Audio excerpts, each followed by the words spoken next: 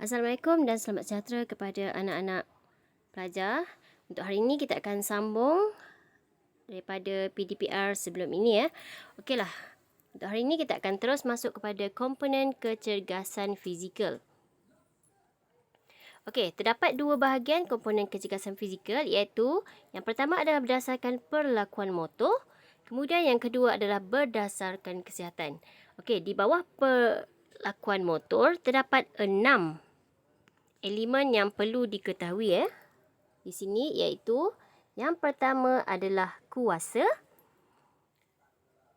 yang kedua adalah kelajuan, ketiga ketangkasan, seterusnya koordinasi, imbangan dan masa tindak balas. Okey, yang ini kamu telah pelajari pada tingkatan 1 sehingga tingkatan 3. Okey, baiklah, berdasarkan untuk seterusnya berdasarkan kesihatan. Komponen yang terdapat di bawah kesihatan terdapat 5 komponen iaitu kapasiti aerobik, kelenturan, daya tahan otot, kekuatan otot dan komposisi badan. Okey, untuk tahun ini kamu akan diterangkan secara jelas berkaitan kecergasan fizikal berdasarkan kesihatan. So untuk hari ini saja kita akan pergi satu komponen saja iaitu kapasiti aerobik. Okey, yang lain tu kita akan pergi pada kelas berikutnya ya. Okey, baiklah. Okey, untuk unit 6 ini kecergasan fizikal berdasarkan kesihatan kamu akan belajar 5 tu ya. Tapi untuk hari ini kita akan tekankan kapasiti aerobik saja. Okey, apa itu kapasiti aerobik? Kita kena tahu. Okey, ada gambar sebelah ni kan? Okey. Apa gambar organ tersebut? Okey, saya rasa semua murid-murid dah tahu kan? So, gambar sebelah ni adalah organ jantung yang merupakan organ terpenting dalam tubuh badan manusia. Jika kita mengabaikan kesihatan ataupun kecergasan jantung, ia akan membawa masalah lah kepada kita ya. So, untuk kapasiti aerobik, maksudnya adalah keupayaan seseorang melakukan aktiviti dalam jangka masa yang lama menunjukkan kapasiti aerobik individu tersebut berfungsi dalam keadaan baik.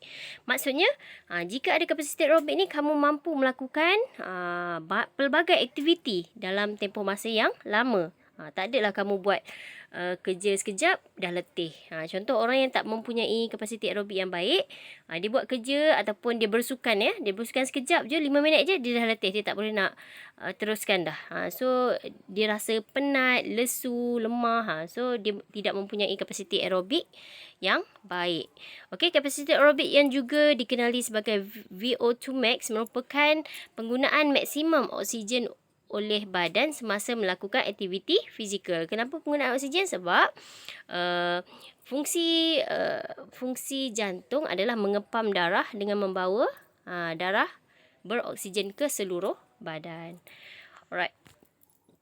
So, untuk kapasiti aerobik ni, dia bukannya lahiriah aja. Seseorang individu tu dah mempunyai kapasiti aerobik yang bagus. Tak. Dia perlu dibina ya. Okey, kapasiti aerobik ni kita boleh bina ataupun kita boleh tingkatkan melalui latihan.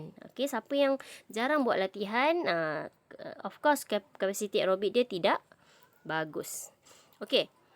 Seterusnya, jadual kapasiti aerobik. Okey, yang ini menentukan sama ada jantung awak ada kapasiti aerobik yang bagus ataupun tidak. Okey, lepas tahu jadual ini, maksud jadual ini, kamu boleh test sendiri ya. Okey, denyutan nadi di sini adalah denyutan kadar nadi rehat. Maksudnya, lepas ni malam lepas awak tengok video ni, malam nanti awak tidur, pagi esok awak dapatkan kadar nadi rehat awak 1 minit. Kemudian awak bandingkan dengan jadual ini. So, kamu akan tahu di mana tahap kecergasan kapasiti aerobik kamu ya. Okey, jika kamu memperoleh yang pertama ini bawah 50 denyutan seminit. Okey, lepas bangun tidur nanti awak okey yang ni ya. Lepas bangun tidur nanti awak ambil lah celik je mata. Handset tu ada stopwatch, setkan 1 minit dan awak mula mengira nadi. Nadi ya. Jangan kira kat jantung tu. Kira nadi boleh diambil di arteri radial dekat pergelangan tangan tu, ataupun dekat arteri karotid dekat bawah leher. Okey, 1 minit. Okey, jika kamu memperoleh kadar nadi bawah 50, kiraan tu 50, bawah 50, maksudnya kamu sangat cergas. Okey, biasanya kalau kamu seorang yang sering melakukan latihan, awak selalu jogging ke, selalu berbasikal ke kan, so kamu akan memperoleh kapasiti aerobik yang baik ya. Okey, seterusnya yang kedua, jika kadar nadi kamu peroleh adalah 51 hingga 69 denyutan seminit, kamu dikatakan masih cergas. Tadi sangat cergas ya, ini cergas. Okey lagi lah. Okey, seterusnya, jika kadar nadi kamu 70 hingga 79 denyutan seminit, kapasiti aerobik kamu berada di tahap sederhana. Okey, seterusnya, kamu, yang ni bahayalah sikit. Kamu dikatakan tidak cergas jika kadar nadi kamu melebihi 80 denyutan seminit. Apa maksudnya? Maksudnya, sebab kita ambil nadi ni semasa rehat. Maksudnya semasa kamu tidur. Masa tidur, kita tak buat apa. Kita tidur je kan. So, kalau nadi kita tinggi, kan, laju, maksudnya jantung kita mengepam dengan laju lah. Maksudnya tak berehat lah jantung kita. That's why dikatakan tidak cergas. Padahal sepatutnya kalau badan kita rehat, otot jantung kita pun relax sajalah kan. Kan jantung kita akan mengepam darah laju apabila kita melakukan aktiviti, betul tak? Sepatutnya macam tu. Tetapi kalau awak cek masa tidur pun dah laju, maksudnya kapasiti aerobik awak ataupun jantung awak tidak cergas. So, kamu kena alert lah. Bila dah tahu macam ni, kena buat sesuatu. Kenapa? Sebab organ jantung organ yang paling penting. Okay? Bila tak cergas, dia akan mengundang beberapa penyakit kemudian hari. Okey, seterusnya. Okey, ini adalah peratusan kadar nadi. Okey, yang ini jadual yang telah dikira melalui formula Karbonen. Okey, di sini ada usia 13 hingga 18 tahun ya. Okey, untuk tingkatan 4, kamu umur 16 tahun. Kadar nadi maksimum 204. Okey. 50%, 60, 70, 80, 85, 90 ni adalah intensiti latihan. So, contoh kamu nak buat intensiti latihan pada 50%. Pada 50%. Yang ini. So, untuk tingkatan 4, okey, kamu perlu mencapai nadi kamu 138 denyutan seminit. Barulah tercapai latihan 50%. Okey. Contoh yang lain, kalau kamu ingin membuat latihan 85% keberkesanan dia. Okey, kamu perlu mencapai, nadi kamu perlu mencapai 184 denyutan seminit. Okey, tetapi biasanya kita ni beginner bukan ramai yang bukan atlet kalau kita atlet profesional, barulah kita boleh gunakan intensiti yang besar ni, yang tinggi ni. Yang tinggi ni biasanya untuk atlet profesional. Sebab kalau kita yang beginner ni buat intensiti yang terlalu tinggi, jantung kita tidak mampu. Maksudnya load workout tu 80 hingga 90%, maksudnya tinggilah kan. Okey, so untuk beginner dicadangkan menggunakan berapa? Menggunakan around 50 hingga 70 sahaja. Okey. Okey, seterusnya.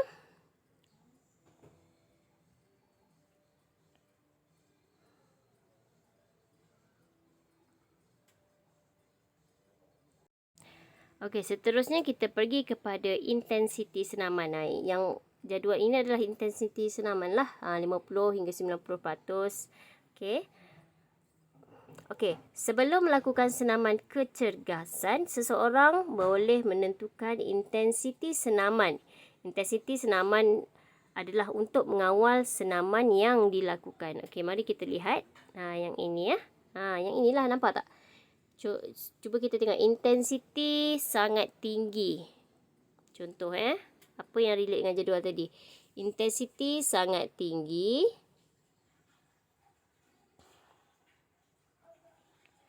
Okey, sorry. Okey, intensiti sangat tinggi. Yang ini, okey. KNL pada kadar 90 hingga 100%. Yang inilah yang saya kata tadi. Maksudnya, di sini kan? Di sini. 90. Di 90% ni. Okey. Ia hanya sesuai untuk latihan para atlet berprestij tinggi. Okey, ini. Intensiti tinggi untuk latihan para atlet berprestij tinggi. Tidak sesuai untuk kita-kita ni lah. Kita-kita ni bukannya atlet berprestij tinggi kan. Atlet berprestasi tinggi ni macam wakil-wakil negara kan. Okey. Seterusnya intensiti tinggi pada kadar 80 hingga 90%. Masih tinggi Apa fungsinya? Meningkatkan kapasiti prestasi maksimum. Ini juga untuk atlet yang telah biasa melakukan latihan.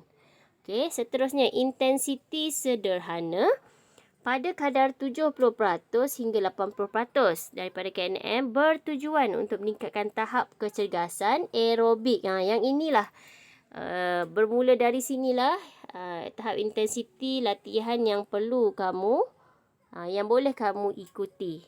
Okey, tak perlulah kita buat sampai 80 ke atas sebab dia akan membebankan kita punya jantung Okey, so kamu boleh tetapkan pada 70 hingga 80% jika ingin meningkatkan tahap kecergasan aerobik. Okey. Tetapi seterusnya intensiti rendah. Okey, untuk intensiti rendah, latihan ringkas bertujuan untuk pengurusan berat badan dan pemulihan.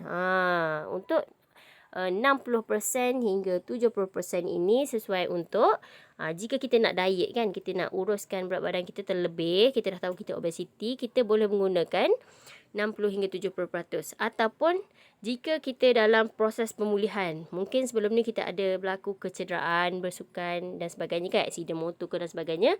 So kita nak mulakan balik tu, kita boleh menggunakan intensiti pada kadar 60 hingga 70%.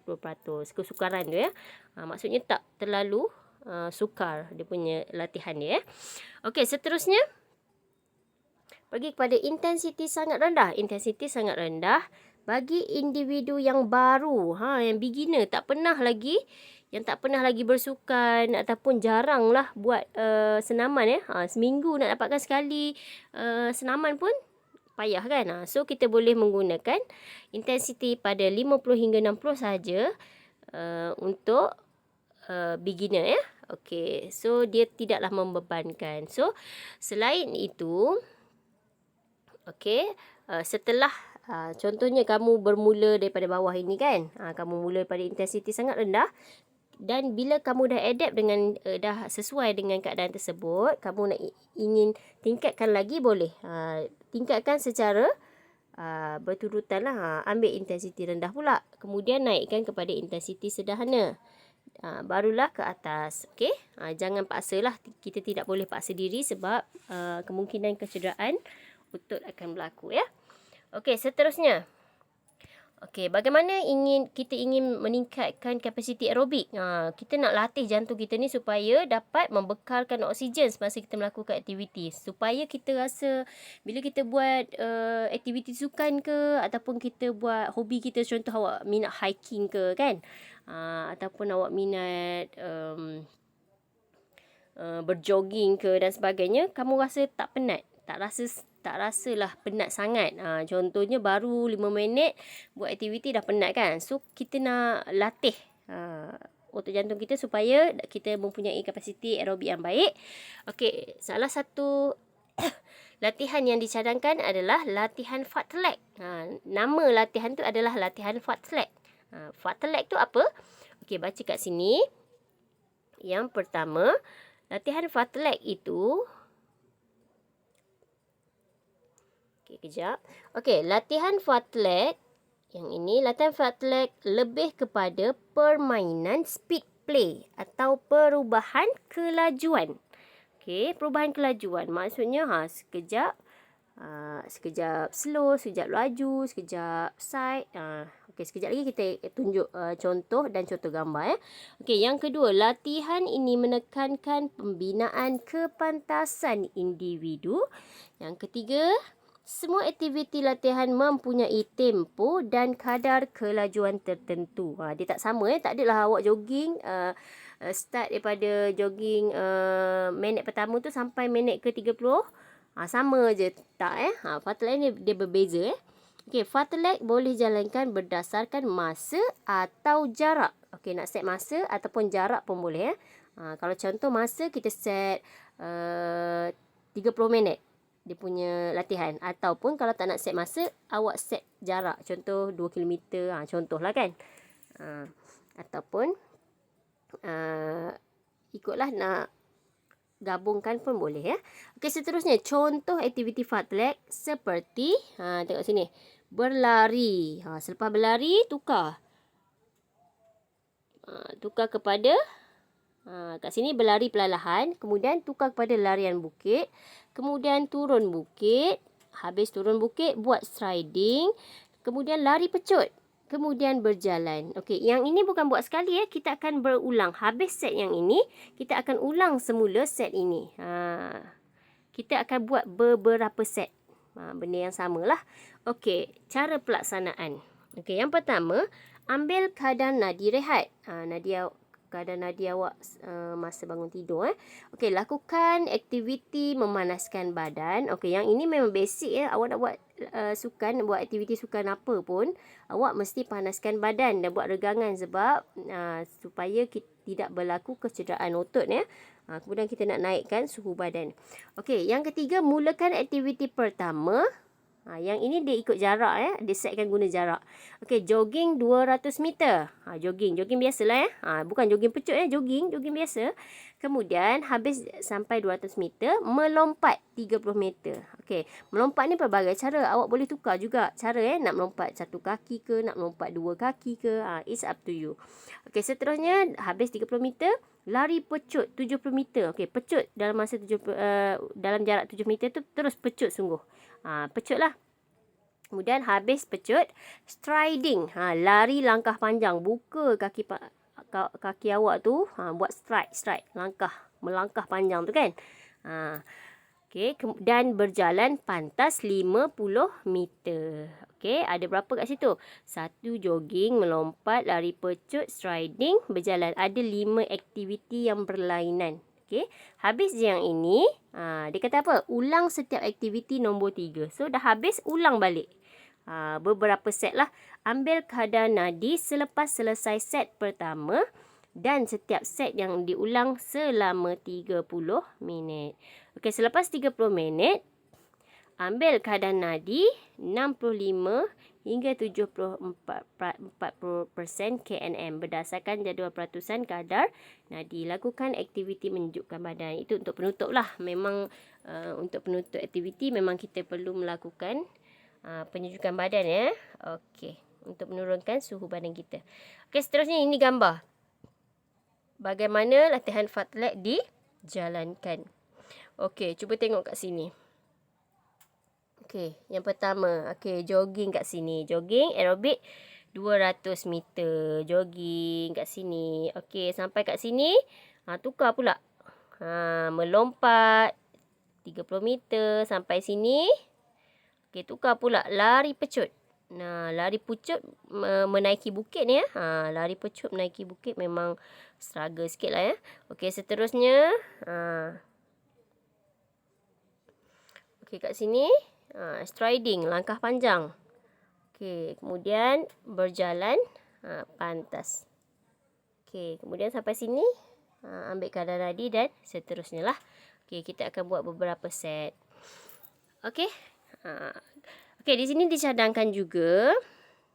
Okey, dalam jadual kat bahagian tengah ni. Okey, frekuensi. Maksudnya kekerapan latihan ini perlu dilakukan untuk berkesan untuk supaya awak punya kapasiti aerobik tu meningkat. Frekuensi kekerapan dia perlu dilakukan 5 kali seminggu. Okey. Barulah ada peningkatan kapasiti aerobik. Okey. Kemudian intensiti yang perlu digunakan adalah 65 hingga 74%. Okey, masa yang dicadangkan adalah 30 minit satu sesi. Maksudnya latihan fartlek ni 30 minit. Barulah dia berkesan. Kalau kurang pada tu dia tidak berkesan ya. Okey, jenis senaman namanya fartlek. Okey, diharapkan awak faham lah ya. Bagaimana? Sudah tahu macam ni. Siapa yang kadar nadi rehat dia memang berada di tahap yang rendah, tolonglah buat latihan ini. Okey. Kan dekat taman-taman awak ada kan. Boleh buat kat taman. Sekitar taman tu kan. Kat padang ke dan sebagainya. Okey. Okey, seterusnya. Latihan kedua yang dicadangkan adalah latihan Tabata. Okey. Sebelum ni, kamu pernah dengar senam robik kan? Senam robik, pasang lagu, buat senam robik, bersenam kan? Kemudian ada apa yang guna lagu dangdut tu apa saya lupa pula.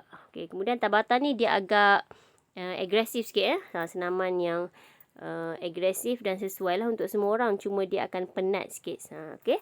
So, Tabata telah diperkenalkan oleh Dr. Tabata Izumi dan sekumpulan pengkaji daripada National Institute of Fitness and Sports di Tokyo, Jepun. Senaman Tabata merupakan intensiti tinggi iaitu High Intensity Interval Training, HIIT.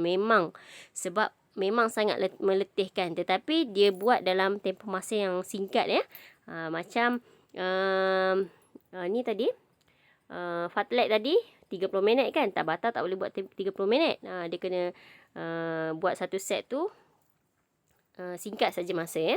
Okey, antara senaman yang sama konsep dengan HIIT ialah High Intensity Intermittent Exercise, HIIE, dan Sprint Interval Training. Sprint tu apa tu?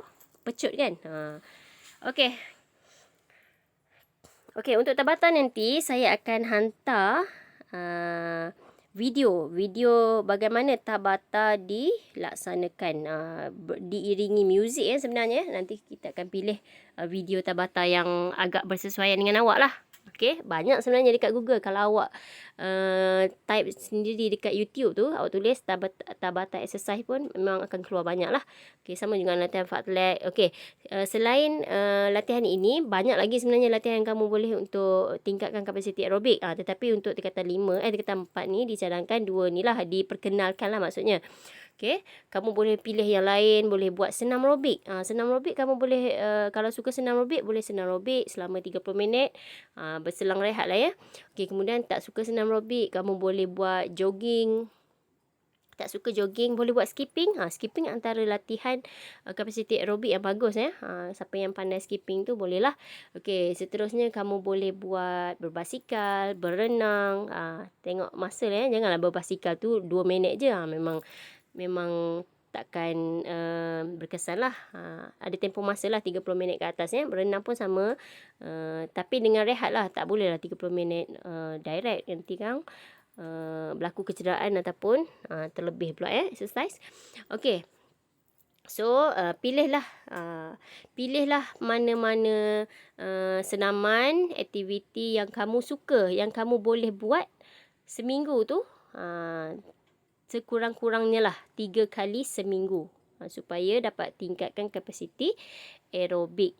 Kalau boleh buat 5 kali seminggu lagi bagus. Tapi kalau tak dapat 5 kali pun 3 kali seminggu pun dah cukup baik. Tetapi masa dia mesti 30 minit ke atas. Okey, tolonglah nanti cek masing-masing, tolong cek kadar nadi rehat masing-masing pastikan tahu di mana tahap kamu, kemudian cuba berubah.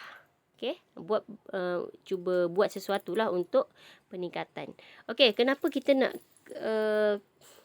beria sangat nak belajar dan kenapa cikgu tergesa-gesa untuk maksudnya cikgu galakkan untuk kamu buat exercise. Okey, ada berapa banyak sangat faedah ya untuk jika kamu melakukan senaman ni. Okay, faedah latihan yang pertama adalah meningkatkan fungsi jantung, paru-paru dan sistem peredaran darah.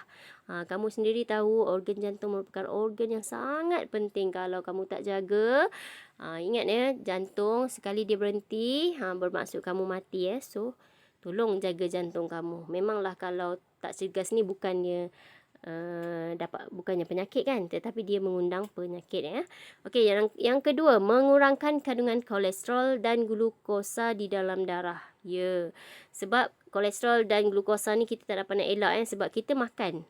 Makanan di Malaysia pula makanan yang sangat sedap, dan bila sangat sedap ni dia mengandungi pelbagai bahan-bahan yang tidak baik untuk kesihatan, terutama gula, lemak, lemak tinggi, gula tinggi, dan ia akan mengundang penyakit. So dengan senaman ini ia dapat mengurangkan kandungan kolesterol dan glukosa. Glukosa tu karbohidrat kan. Karbohidrat tu digunakan dibakar balik untuk menghasilkan tenaga. Okey. So seterusnya, mengurangkan dan mengawal berat badan. Bagi yang obesiti tu awak dah tahu kan, awak dah kira kan bagaimana formula nak dapatkan awak ni normal ke, obesiti ke, kurang berat ke. So kalau dah tahu badan kita terlebih berat, so buatlah latihan. Jangan buat latihan contoh awak nak kurangkan berat badan tapi awak buat latihan dumbbell untuk tangan saja. Tak boleh. Awak kena buat latihan bercorak kapasiti aerobik ni.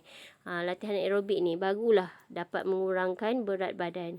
Okey, seterusnya yang keempat adalah mengawal penyakit diabetes dan tekanan darah tinggi. Ya, diabetes ni kencing manis. Kencing manis sebabkan makanan yang terlalu manis ya. Makanan minuman lah, minuman, biskut, kek, banyak sangat zaman sekarang muncul makanan-makanan yang sedap, viral. Viral tu yang penting kemudian kita pun nak cuba. So bila dah cuba, mulalah ketagih dan hari-hari boleh ambil Okey. Darah tinggi pun sama.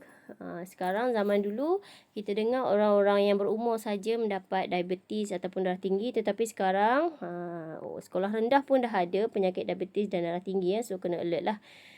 Okey, seterusnya yang terakhir, dapat mengurangkan risiko mendapat penyakit jantung. Okey, so kalau jantung kamu tak cergas, kemungkinan dia akan membawa kepada penyakit jantung. So kalau sayangkan jantung anda, silalah lakukan senaman atau latihan. Okey, so itu saja untuk hari ini, pengenalan kepada apa itu kapasiti aerobik dan apa itu faedah kapasiti aerobik. Kemudian apakah latihan-latihan yang sesuai dijalankan untuk meningkatkan kapasiti aerobik. So dengan penerangan saya ini diharapkan semua murid faham dan jelas kepentingan yang pentingnya jelas kepentingan kapasiti aerobik ni dan aplikasikan dalam kehidupan seharian. Okey, itu saja. Lepas ni silalah buat nota sendiri dalam buku tulis. Ambil mana-mana isi penting untuk kamu tuliskan dalam buku nota. Kemudian nanti saya akan sertakan link kuis. Silalah jawab. Selepas jawab, isikan kehadiran di link yang diberikan. Okey, itu saja untuk hari ini. Terima kasih kerana mendengar. Okey, itu saja. Sekian, terima kasih. Jumpa lagi.